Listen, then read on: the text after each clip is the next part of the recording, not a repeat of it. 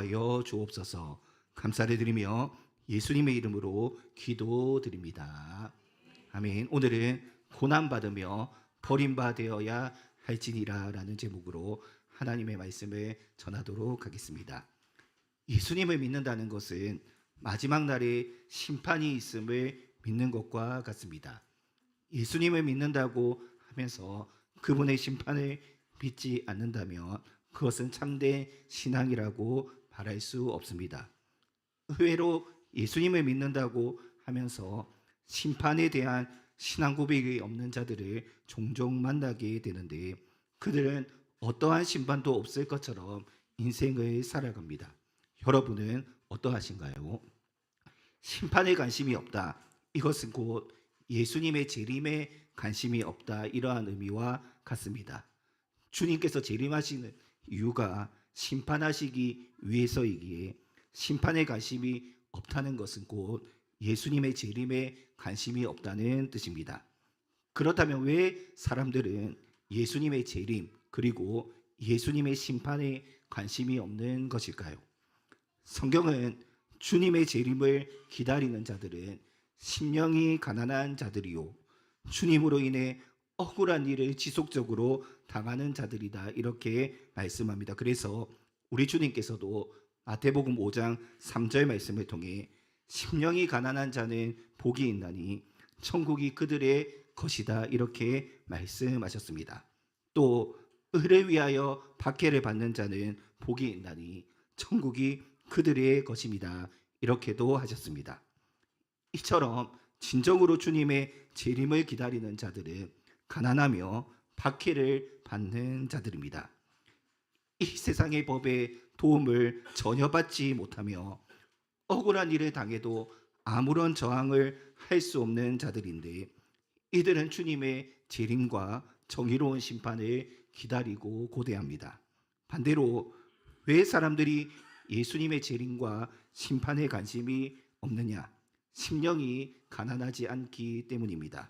주님으로 인해 박해와 억울한 일을 당하지 않고 이 세상에 만족하며 살아가고 있기 때문인데, 여러분의 삶은 어떠한가요? 오늘 예수님의 말씀은 재림의 날, 심판의 날이 어떻게 임하는지에 대해 아주 중요한 가르침을 우리에게 줍니다. 예수님은 제자들에게 인자의 날에 대해서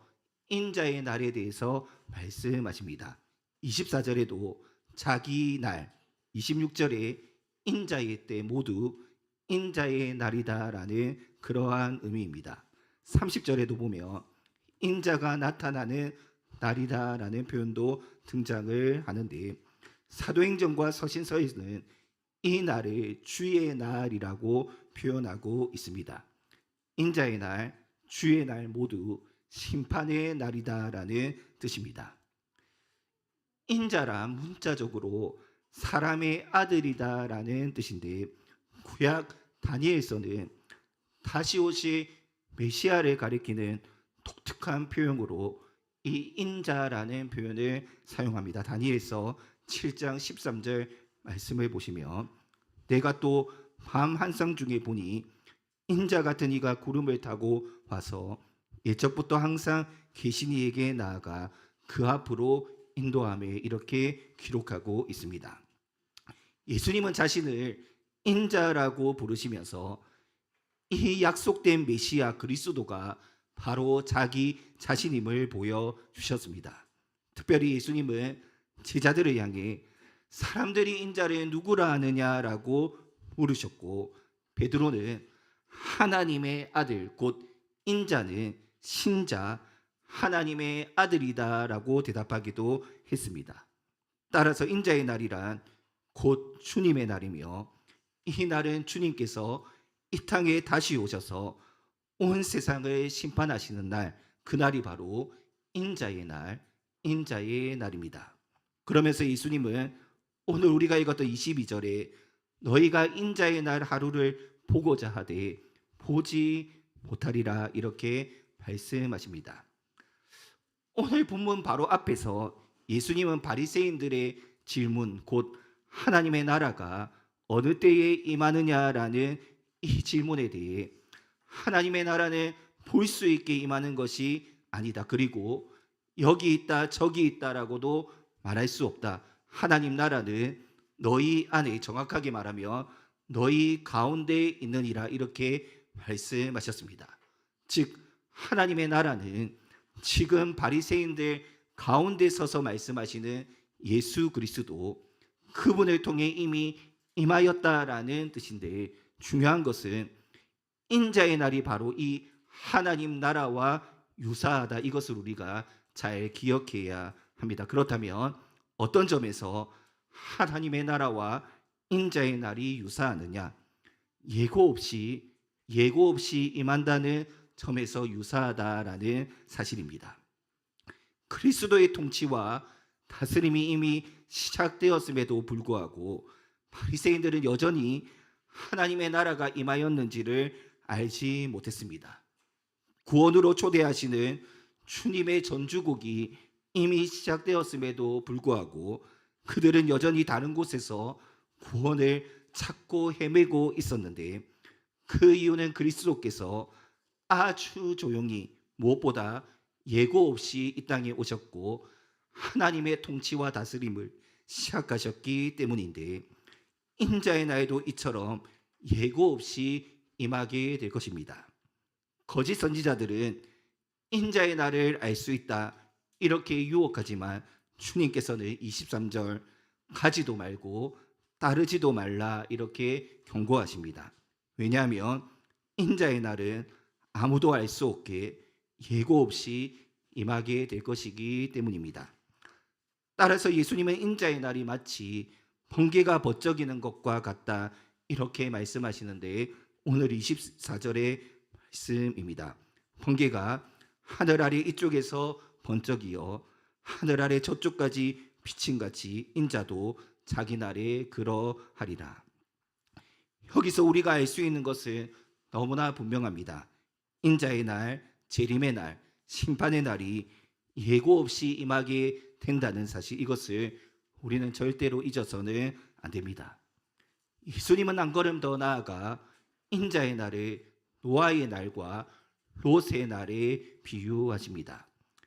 이 의미도 지금까지 예수님께서 말씀하신 내용과 크게 다르지가 않은데, 노아의 날, 롯의 날 모두 예측할 수 없다라는 특징을 갖고 있기에 인자의 날이 예고 없이 찾아온다라는 의미를 한 번 더 강조하시는 것입니다.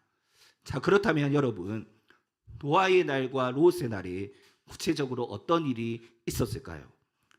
우리 모두가 잘 알고 있는 것처럼 노아의 날과 롯의 날 모두 하나님의 심판이 이루어졌습니다. 그리고 심판 가운데 어떤 사람은 멸망을 당했고 또 어떤 사람은 구원을 받았는데, 인자의 날도 이와 같다는 것입니다. 어떤 사람은 멸망을 당할 것이고 또 어떤 사람은 구원을 받을 것입니다. 하나님은 물로 온 세상을 멸망시키셨으나 그 가운데 노아와 그의 가족은 구원의 은혜를 누릴 수 있었습니다. 소돔과 고모라를 하나님께서 불과 유황으로 멸망시키실 때 롯과 그의 가족은 그 가운데 구원을 받았습니다. 또 한 가지 기억해야 할 것은 롯의 날, 노아의 날 모두 그날이 이르기까지 그 누구도 알지 못했다는 사실, 이것을 꼭 기억해야 합니다. 그래서 노아가 방주에 들어가는 그날까지 사람들은 여전히 먹고 마시며 장가들고 시집을 갔습니다. 롯의 날도 마찬가지였습니다. 롯이 소돔에서 나가는 그 순간까지 사람들은 여전히 먹고 마시고 사고 팔며 집을 짓고 살았던 것입니다. 심판의 날이 임하는 그 순간까지 그 심판을 알리는 어떠한 특별한 신호도 없었습니다. 어떤 징조와 조짐도 없었는데 오직 한 가지, 노아와 롯이 전한 하나님의 심판과 구원에 대한 복음뿐이었습니다. 그래서 베드로후서 2장 5절은 오직 의를 전파하는 노아와 그 일곱 식구를 하나님께서 보존하셨다 이렇게 기록합니다. 창세기 19장 14절 말씀에도 보면 롯이 딸들과 결혼할 서애들에게 여호와께서 이 성을 멸하실 터이니 너희는 일어나 이곳을 떠나라 이렇게 말했음에도 불구하고 그의 사위들은 그것을 농담으로 여겼다라고 기록하고 있습니다. 여러분, 중요한 것은 무엇입니까? 이처럼 인자의 날에도 특별한 징조가 없다는 사실입니다. 오직 그리스도의 복음만이 전해질 뿐입니다. 그 복음을 믿는 자는 구원을 받고 그 복음을 철저하게 그리고 의지적으로 거부하는 자들에게는 영원한 멸망과 영원한 죽음이 있을 뿐입니다. 그렇다면 여러분, 인자의 날, 재림의 날, 심판의 날이 노아의 날과 롯의 날과 같다면 우리는 어떻게 해야 하겠습니까? 이에 대해 주님께서는 아주 중요한 가르침을 우리에게 주시는데 그것은 바로 32절 말씀, 롯의 처를 기억하라, 롯의 아내를 기억하라는 것이 주님의 가르침입니다. 심판의 날 롯의 가족은 모두 구원을 받았지만 롯의 아내만은 구원을 받지 못했습니다. 롯의 아내가 구원을 받지 못한 이유는 무엇입니까? 창세기 19장에 보면 천사들은 롯에게 소돔으로부터 도망칠 때 절대로 뒤를 돌아보지 말라라고 명령했습니다. 그런데 롯의 아내는 그 명령을 어기고 뒤를 돌아보았고 우리가 잘 알고 있는 것처럼 소금 기둥이 되고 말았습니다. 그런데 여러분, 이런 생각이 들지 않으신가요? 뒤를 돌아보는 것이 뭐 그렇게 중요하다고 뒤를 돌아보았다는 그 이유만으로 소금 기둥이 되었을까? 창세기에는 뒤를 돌아보는 것이 어떤 의미인지를 설명하지 않고 있는데 오늘 주님께서는 그 의미를 분명하게 우리에게 알려주고 계십니다. 자, 보십시오. 예수님께서는 롯의 처를 기억하라라고 말씀하시기 전에 31절, 그날에 만일 사람이 지붕 위에 있고 그의 세간이 그 집안에 있으며 그것을 가지러 내려가지 말 것이요 밭에 있는 자도 그와 같이 뒤로 돌이키지 말 것이니라 이렇게 말씀하신 다음 롯의 아내를 기억하라, 롯의 아내를 기억하라 이렇게 말씀하셨습니다. 그리고 나서 롯의 아내의 잘못이 무엇인지를 말씀하시는데 바로 오늘 33절의 말씀이 그것입니다. 무릇 자기 목숨을 보존하고자 하는 자는 잃을 것이요 잃는 자는 살리리라. 무릇 자기 목숨을 보존하고자 하는 자는 잃을 것이요 잃는 자는 살리리라. 이게 무슨 말입니까?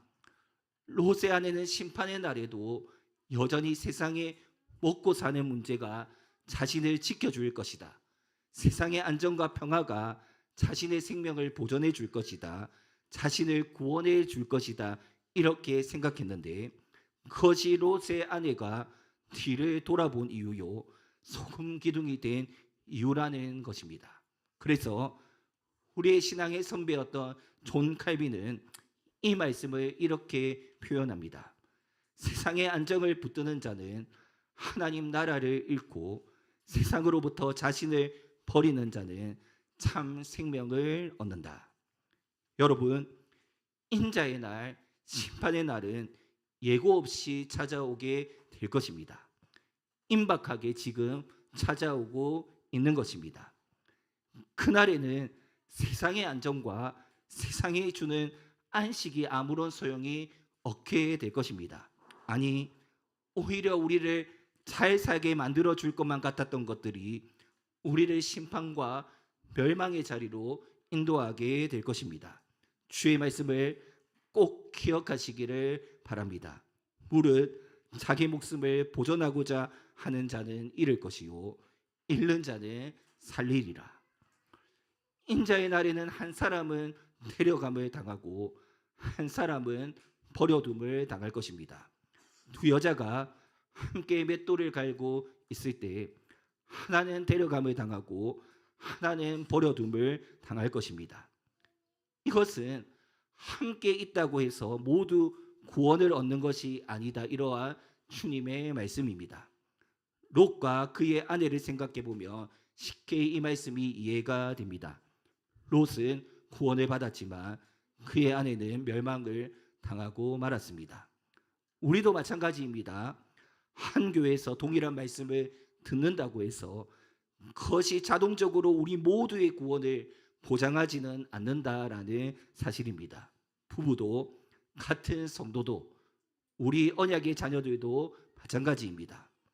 물론 우리는 우리 모두가 구원에 이를 수 있도록, 우리 모두가 구원의 은덕을 함께 누릴 수 있도록 서로 기도하고 격려하며 함께 돌아보아야 할 것입니다. 하지만 이 모든 것이 자동적으로 구원에 이르도록 하지는 못한다는 사실입니다. 오직 자신을 의지하지 않고 세상을 바라보지 않고 온전히 하나님의 말씀만을 믿으며 그 말씀에 순종하는 자들만이 하나님의 구원을 받게 될 것입니다. 그렇다면 여러분, 우리가 구원에 이르기 위해 인자의 날을 기다리면서 우리에게 꼭 필요한 것은 무엇이겠습니까? 인자의 날은 곧 심판의 날이기에 가장 의로우신 재판장께서 산자와 죽은 자를 심판, 곧 재판하는 날입니다. 가장 의로우신 재판장은 우리에게도 동일한 의로움을 요구하실 것입니다. 하나님의 의로움을 인자의 날에 우리에게 요구하시는 것입니다. 이 의로움이 우리 안에 없다면 그 누구도 구원에 이를 수 없습니다. 그런 점에서 인자의 날이 오기 전에 반드시 있어야 할 일이 있는데 사실 오늘 말씀에서 가장 중요한 핵심이 바로 이것입니다. 인자의 날이 오기 전에 반드시 있어야 할 일은 인자가 많은 고난을 받고 사람들로부터 저버림을 당하는 것입니다. 오늘 25절의 말씀입니다. 그러나 그가 먼저 많은 고난을 받으며 이 세대에게 버림바 되어야 할지니라. 왜냐하면 그래야 가장 의로우신 재판장께서 원하시는 그 의로움을 만족시킬 수 있기 때문입니다. 그 의로움이 필요한 우리에게 예수 그리스도의 의로움이 전가되며 구원에 이를 수 있기 때문입니다. 그리고 무엇보다 그리스도의 이 의로움은 오직 믿음으로만 우리에게 주어진다라는 사실, 이것을 꼭 기억해야 합니다. 이 의로움만이 인자의 날 우리를 구원하게 될 것입니다. 성찬은 그리스도의 의로움이 나의 것이 되었음을 확증하고 고백하며 삼위 하나님께서 베푸시는 구원에 참여하는 시간입니다. 여러분, 오늘 이 성찬을 통해 그리스도께서 나의 의로움과 구원을 위해 고난을 받으셨고 버림받으셨다라는 감격과 감사가 우리 가운데 넘쳐날 수 있었으면 합니다. 그리고 그 은혜를 가지고 이번 한 주간도 어디에서 무엇을 하든지 인자의 날을 사모하는 여러분이 되시기를 바랍니다.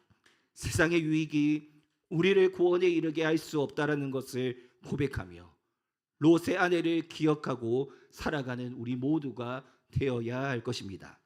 그리고 무엇보다 우리를 위해 고난당하시고 버림받으신 예수 그리스도, 그분의 의로움을 믿음의 눈으로 바라보는 우리 모두가 되었으면 합니다.